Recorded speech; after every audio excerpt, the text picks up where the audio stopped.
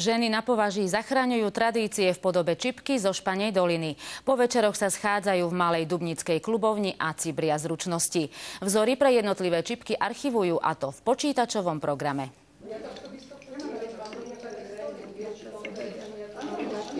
Pri tomto zvuku tvorili tunajšie ženy jedinečné umelecké diela aj dnes. Do precíznej práce vkladajú celé srdce.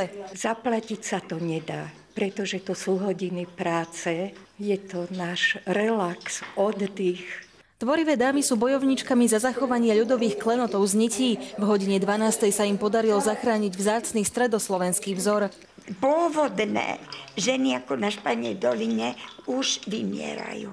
Tie vzory sú zachytené a už ju budú aj ďalšie generácie. Málo kto vie, že slovenská čipka je vo svete unikátom. Ako jediný máme až 18 oblastí s rôznymi vzormi. Šikovným ženám otvárajú vlastnoručné dekorácie dvere do zahraničia. Som bola v Španielsku, Francúzsku, Poľsku, Nemecku. Musíme chodiť, pretože inakšie by ten svet o nás nevedel.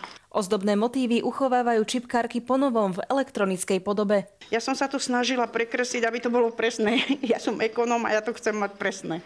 To už je taký svetový trend. Ak chcete byť dobrá vo svete, tak sa to musíte naučiť. Iba nad jedným si zručné umelkyne sem tam povzdychnú. Vo svojich radoch by uvítali viac mladých tvári. Zatiaľ im vekový priemer zráža iba 17-ročný Martin. Základy ma naučila mama už v detstve a potom asi pred 2 rokmi som sa dal do klubu.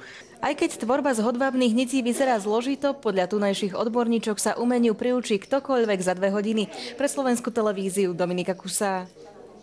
A to je pre dnešok od nás z regiónov všetko. Prajem vám ešte pekný zvyšok večera. Dovidenia.